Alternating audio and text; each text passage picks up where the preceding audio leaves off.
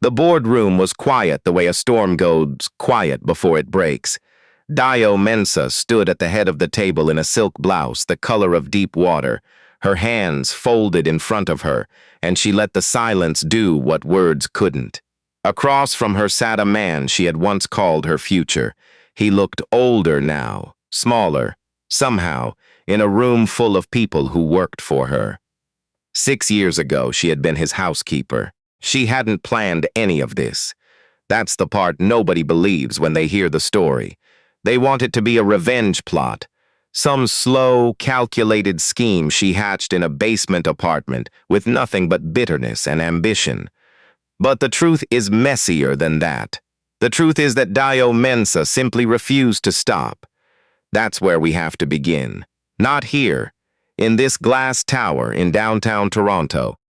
We have to go back to the house on Rosedale Valley Road, and to a woman who had just arrived in Canada with 2 suitcases, 1 degree from the University of Ghana that nobody here seemed to care about, and a sister who had promised her that things would be different on this side of the world. Dayo had come to Toronto in March, which is the cruelest time to arrive. The city showed her nothing gentle, just gray skies and dirty snow piled against the curbs and wind that found every gap in the second-hand coat she had bought at the Airport Value Village because her sister Abra had texted her, "It's still cold, bring something warm." Abra had underestimated. Most people underestimate March in Toronto when they've been living somewhere else. Her sister had a small apartment in Scarborough, 2 bedrooms that functioned as 3, because Abra's son Kobe slept on a cot in what was technically the dining room. They were happy to have Dayo. She was happy to be had. But within a week, it was clear that the apartment was not built for 3 adults and 1 energetic 7-year-old, and that happiness, however sincere, has practical limits. She found the job through an agency. That's important to understand. She wasn't desperate, or she was, but the kind of desperate that still has dignity, that still reads the contract before signing. The agency placed her in domestic work because her credential evaluation was pending and would take months, and she needed income, and the agency woman had said, with a kind of cheerful pragmatism that Dayo would later recognize as a Toronto specialty, "A lot of educated women do this while they're getting settled. It's nothing to be ashamed of." Dayo hadn't thought it was anything to be ashamed of. Not then. The family was named Ashworth Boadu. The father, Edmund, was Ghanaian-Canadian, 2nd generation, with a business consultancy downtown, and the easy confidence of a man who had never had to explain where he was from to a room that already knew. The mother, Edmund's mother, not a wife, because there was no wife, the wife had died 4 years earlier, was a woman named Vivian Ashworth Boadu, who went by Mama Vivian even among adults who had never met her before, and who made it clear within the first hour that she was the one who actually ran the household. And then there was Edmund himself. Edmund Ashworth Boadu was 38 when Dayo arrived. He was serious in the way that men who grew up watching their fathers work too hard become serious, a little closed off, a little polite in ways that kept people at a measured distance. He was not unkind. That has to be said clearly, because the story would be easier if he were. He was not unkind. He was simply a man who had never been asked to look beyond the comfortable edges of his own world. He noticed Dayo the way people notice useful things. She was good at her job. She was quiet and thorough, and she organized the kitchen in a way that Mama Vivian grudgingly admitted was better than what they'd had before. She helped Kobe. No, that's wrong. Kobe wasn't there. Edmund's son was named Theo. He was 9. He was shy and serious like his father, and he had a habit of reading at the dinner table that Mama Vivienne disapproved of and that Dayo privately thought was wonderful. She and Edmund didn't talk much at first. That was appropriate. She understood the household, understood what she was there for, understood that her role was functional, and the boundaries were there for everyone's benefit. But then one evening in June, she was clearing the table after a dinner party that Mama Vivienne had organized, and Edmund came into the kitchen and stood at the counter and said, "You went to Legon, didn't you?" The agency mentioned. She said yes. He said, "What did you study?" She said finance. He was quiet for a moment. Then he said, "And you're here because I'm waiting for my credentials to be assessed," she said. "It takes time." He nodded. He poured himself a glass of water, and he left. That was the beginning, though neither of them would have called it that. It was just a conversation in a kitchen. At 9 o'clock at night, a man asking a woman where she went to school. People have those conversations all the time, but Edmund Ashworth Boadu was lonely. His wife had died. His mother loved him the way a woman loves something she built, completely and possessively. His son was quiet and kind and needed things from him that he didn't always know how to give. And here was this woman in his kitchen who had a finance degree from one of the best universities in West Africa and who was reorganizing his spice cabinet with the same focused attention she probably once gave to balance sheets. He started coming to the kitchen more often. Dayo wasn't naive. She'd lived enough life to know what it meant when a man found reasons to be where you were. She also knew what it could cost her. She thought about it carefully. She talked to her sister on the phone, and Abra said, "Dayo, be careful," and Dayo said, I know, and she meant it when she said it. But loneliness is a door that opens from both sides. By October, they were something. There is no better word that's also honest. They were something that neither of them had named, something that happened in the margins of the household day. A conversation in the hallway, a cup of tea shared in the kitchen after Theo was asleep and Mama Vivienne had gone to her room. He told her about his wife, about how the house had felt after, about how Theo had stopped talking for almost 2 months. She told him about Ghana, about her father who was a school teacher in Kumasi and who had cried at the airport when she left and pretended he hadn't. She told herself it wasn't serious. She told herself she was in control of it. She was not in control of it. By January, she knew she was pregnant. She didn't tell him right away. She sat with it for 2 weeks, which is a particular kind of alone that is hard to explain. She went to a clinic on Danforth Avenue on a Tuesday morning, bought a tea she didn't drink, and stared at the wall of the waiting room and thought about everything she had done right and wondered which right thing had still led her here. When she told Edmund, he went very still. He didn't say anything for a long time. Then he said, "I need to think," she said. "Okay." He thought for 4 days. 4 days during which she continued to make Theo's school lunches and clean the bathrooms and greet Mama Vivienne at breakfast as if the ground under her feet were solid. She was good at that. She had always been good at keeping her face still while her interior rearranged itself.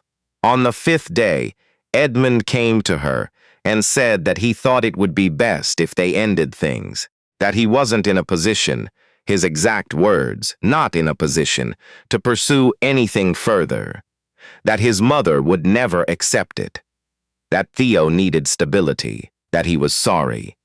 He did not mention the pregnancy directly.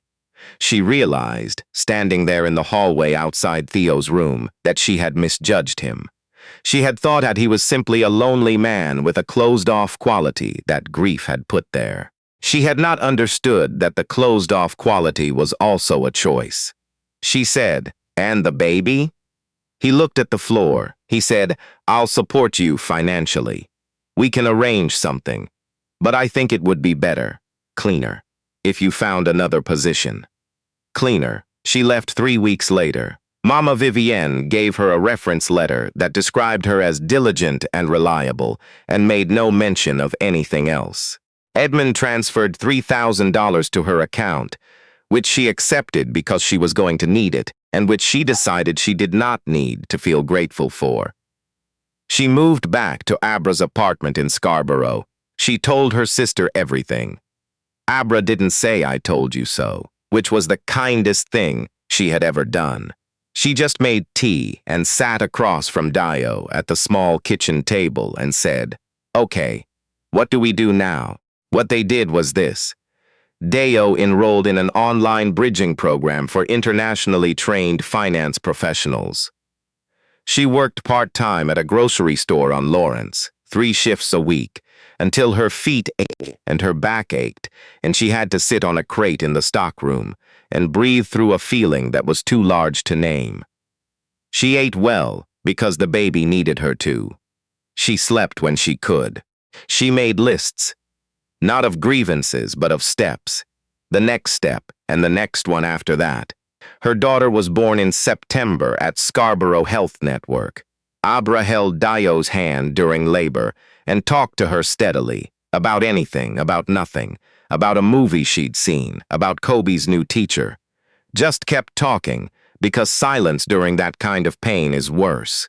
The baby came at 4:17 in the morning, and they named her Afia, which means born on Friday in Akan, even though she was born on a Thursday, because Dayo had decided before she arrived that her daughter was going to define her own terms.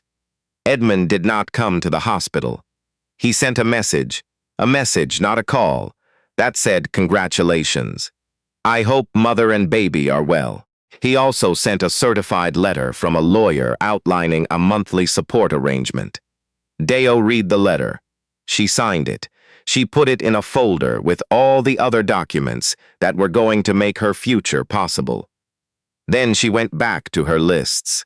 The next 3 years were the kind of hard that doesn't make for a dramatic story because it was just daily and grinding and constant. She finished the bridging program. She got her credentials assessed.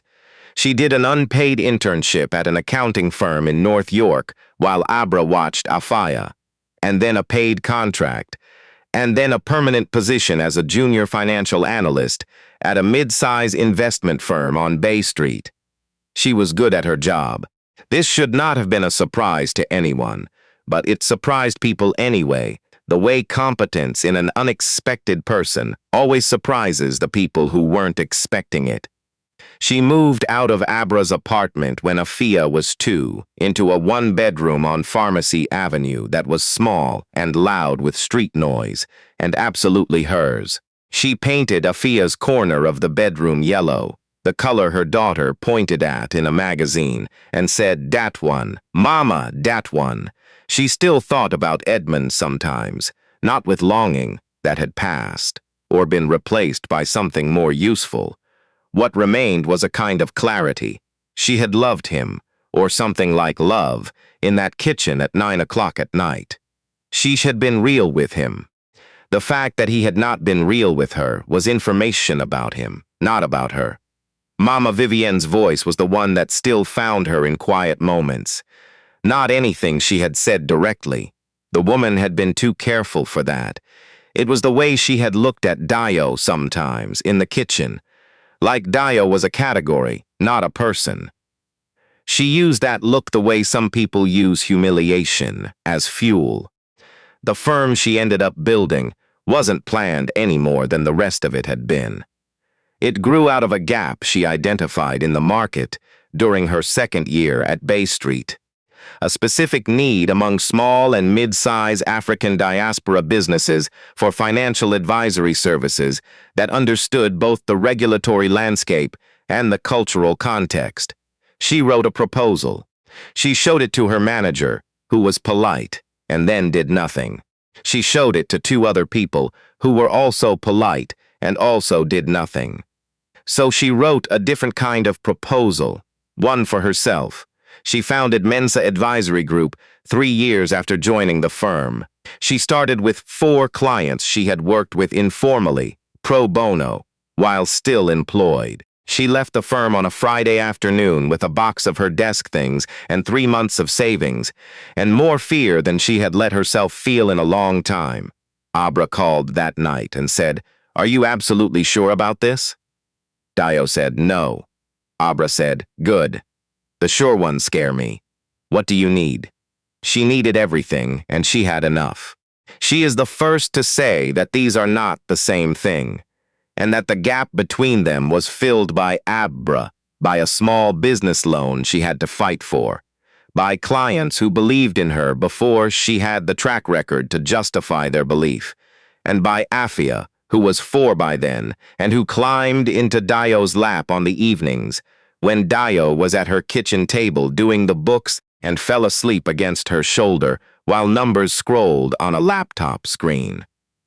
That image, her daughter's weight against her shoulder, the smell of the coconut oil she used in her hair, the specific quality of trust a sleeping child places in you. That is the image Dayo Mensa holds when someone asks her how she kept going. She doesn't say ambition. She doesn't say revenge. She says, I had someone to stay steady for. The company grew. Not overnight. That's a story for people who want a shortcut, but year by year, client by client, with the kind of growth that is more like the roots of a tree than the spike on a graph. By her 5th year, Mensa Advisory Group had 42 clients, 11 employees, and a reputation in the African diaspora business community in Toronto that had people calling from Montreal and Calgary. She moved into an office on King Street West. Her name was on the door. She had not thought about Edmund Ashworth Boadu in a long time when she received the gala invitation.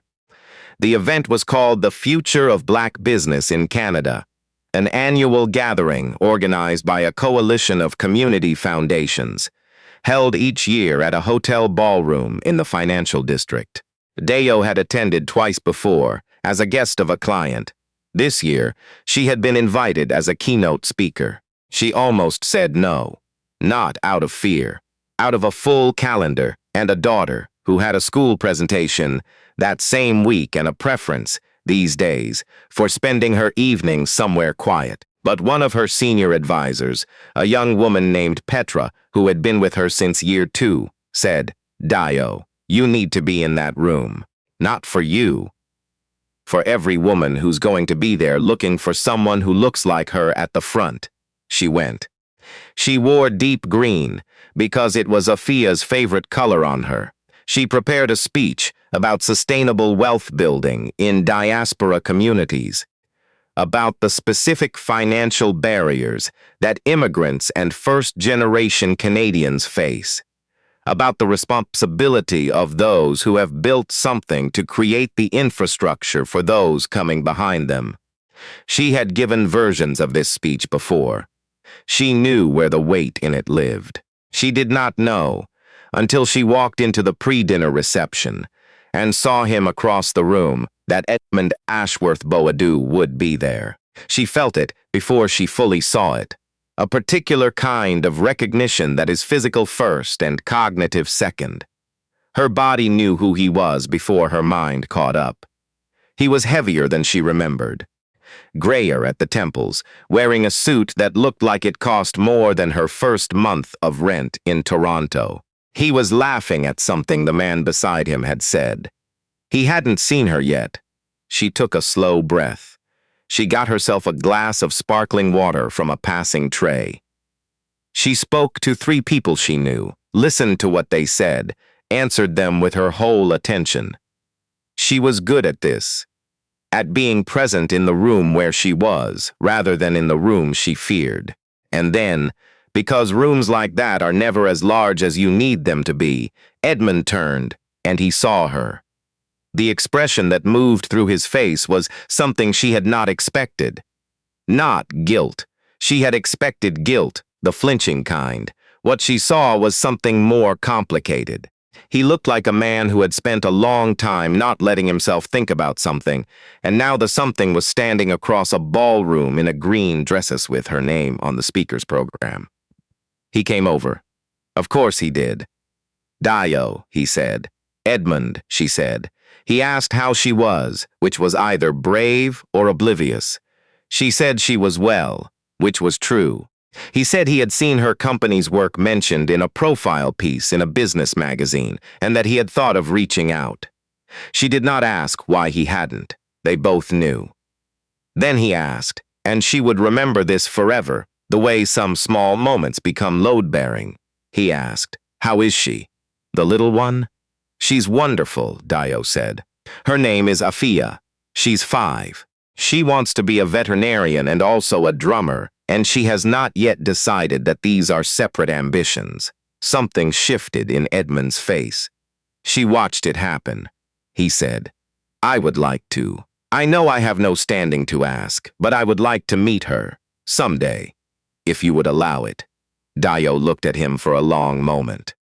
She thought about the hospital at 4:17 in the morning, and the congratulations text, and the certified letter, and the look on his face when he'd said cleaner. She thought about Afia's weight on her shoulder over the laptop, and Abra's hands, and Petra saying, "You need to be in that room," and the woman in the accounting firm who had been polite and done nothing, and what Dayo had done instead.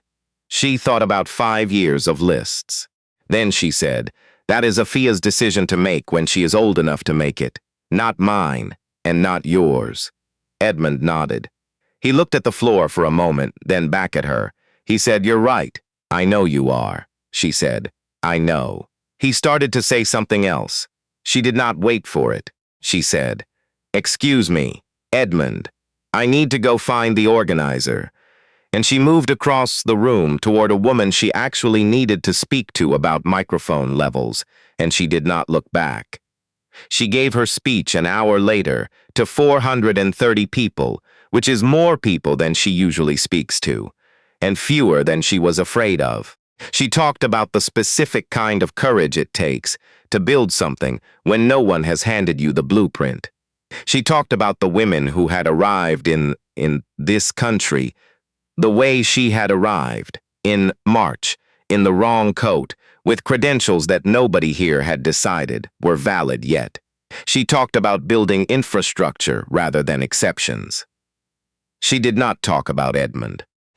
She did not talk about the kitchen on Rosedale Valley Road or the certified letter, or what it felt like to eat the specific loneliness of a grocery store stockroom at 7 months pregnant. Those were her stories, to keep or tell as she chose, and tonight she chose something more useful. But at the end of the speech, she paused and she said this: "The child you raise alone, in the small apartment with the street noise and the full calendar, and the fear you don't have time to finish feeling. That child is watching you, not for what you become, for how you become it." She said it because it was true, and because Afia was at home with Abra and would hear it later on video, and because somewhere in that room, there was a woman in the wrong coat who needed to hear it tonight. The applause was generous. She thanked the audience, thanked the organizers, thanked a few people by name. She collected her things from the speaker's table. Petra found her at the edge of the room and squeezed her arm and said, "That was extraordinary," she said. "Afia's going to think the drumming part was the funniest line." Petra laughed. Dayo laughed too. Really laughed, the way you do when something has ended and the part after it is still yours to shape. She did not see Edmund again that night. She didn't look. On the way home in the car, she texted her sister. It went well. "Afia up?" Abra wrote back immediately. She waited as long as she could. Asleep on the couch. She left a drawing for you on the table. Dayo looked out the window at the city moving past. The lights on the Gardner, the dark lake, the towers full of people living their lives at midnight. She had not been sure, when she arrived in this city in March with the dirty snow and the wrong coat, that she was going to be okay. She hadn't let herself think too far ahead. She had just kept the next step visible and walked toward it. When she got home, she carried Afia from the couch to the bed without waking her. She put the blanket over her and stood in the dark for a moment, listening to her breathe. The drawing on the kitchen table was of 2 figures, one tall, one small, holding hands in front of a yellow building with a door.